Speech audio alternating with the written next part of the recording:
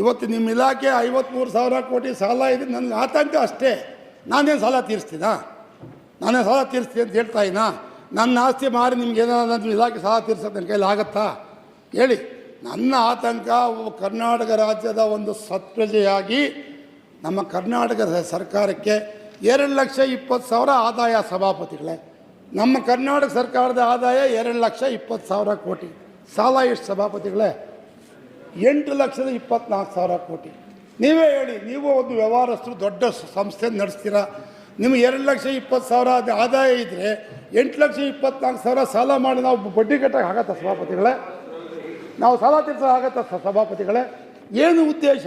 ನಂದು ಕೇಳೋದು ಒಂದೇ, ಈ ಸರ್ಕಾರಕ್ಕೆ ಕೇವಲ 10,000 ಕೋಟಿ ಬಡ್ಜೆಟ್ ನಿಮ್ಮ ಮುಖ್ಯಮಂತ್ರಿಗಳು ಮಂಡನೆ ಮಾಡಿದ್ದು. ಇವತ್ತು ಎಷ್ಟು ಲಕ್ಷ ಕೋಟಿ ಆಗಿದೆ? ಅವತ್ತು ಸಾಲ ಇತ್ತಾ?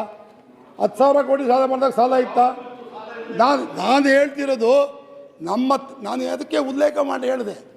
ತಲಾ ಆದಾಯ ಅವತ್ತು ಎಷ್ಟಿತ್ತು, ಇವತ್ತು ತಲಾ ಆದಾಯ ಎಷ್ಟಾಗಿದೆ, ನಮ್ಮ ಸಾಲ ಯಾಕೆ ಜಾಸ್ತಿ ಆಯಿತು? ನಾನು ಸಾಲ ಮಾಡಿ ನನ್ನ ಮಕ್ಕಳು ನನ್ನನ್ನು ಕೇಳ್ತಾರ ಇಲ್ಲ, ನಮ್ಮ ಆದಾಯ ಇಷ್ಟು ಜಾಸ್ತಿ ಆಗಿದೆ, ಇನ್ನೂ ಏನಕ್ಕೆ ಸಾಲ ಮಾಡ್ತಿದ್ಯಾ ಅಂತ ನನ್ನ ಕೇಳಲ್ವಾ? ಕೇಳಬಾರ್ದಾ? ಕೇಳಬೇಕು. ನಾವು ನಮಗೆ ತಂದೆ ಸಮಾನ ಮುಖ್ಯಮಂತ್ರಿಗಳು. ಬೆಳಿಗ್ಗೆ ಇದನ್ನ ಕೇಳಿದಕ್ಕೆ ಉತ್ತರ ಕೊಟ್ಟಿದ್ದೀನಿ. ನಾನು ಅದ್ರ ಬಗ್ಗೆ ಮಾತಾಡ್ತಾ ಇಲ್ಲ, ಸಾಲದ ಬಗ್ಗೆ ಮಾತಾಡ್ತಿದ್ದೀನಿ. ನಾನು ಸಾಲದ ಬಗ್ಗೆ ಮಾತಾಡ್ತಿದ್ದೀನಿ, ಇಲಾಖೆ ಬಗ್ಗೆ ಮಾತಾಡ್ತಿಲ್ಲ. ನೋಡಿ, ನನ್ನ ಬಿಡಿ ಸರ್, ನಿಮ್ಮದು ಬಿಡಿ ಸರ್. ನೋಡಿ, ನಿಮ್ಮದು ಬಿಡಿ.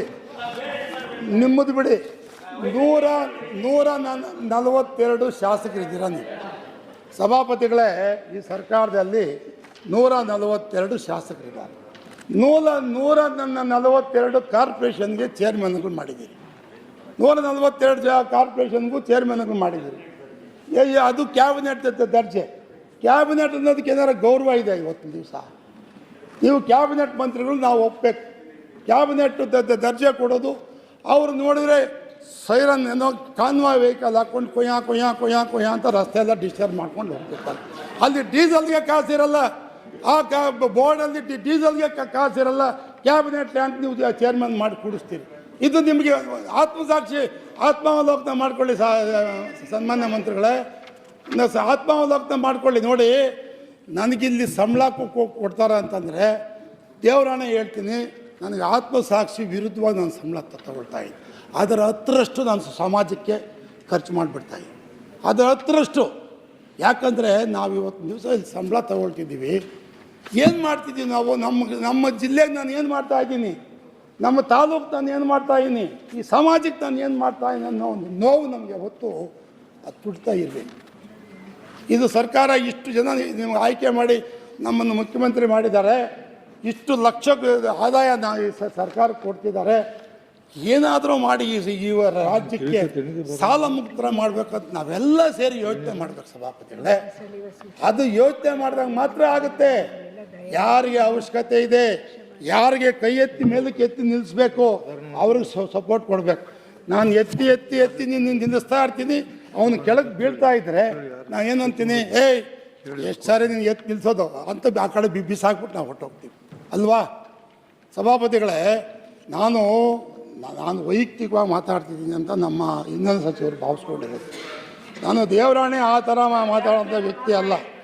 ನೋಡಿ ಸಭಾಪತಿಗಳೇ, ನಾನು 75 ಪೈಸೆ ನನ್ನ ಕೂಲಿಯಿಂದ ನನ್ನ ದುಡಿಮೆ ಶುರು ಮಾಡಿರೋದು.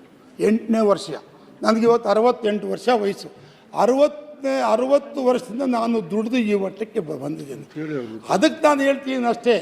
ಯಾಕಂದರೆ ಎಲ್ಲರೂ ಕಷ್ಟಪಟ್ಟು ದುಡಿದು ಈ ರಾಜ್ಯ ಸಮೃದ್ಧಿ ಆದಾಗ ರಾಜ್ಯಕ್ಕೆ ಇಡೀ ಅಂತಾರಾಷ್ಟ್ರೀಯ ಮಾನ್ಯತೆ ಬರುತ್ತೆ. ಇವತ್ತು ಬೆಂಗಳೂರು ಎಲ್ಲಿತ್ತು, ಇವತ್ತು ಯಾವ ಮಟ್ಟಕ್ಕೆ ಹೋಗಿದೆ.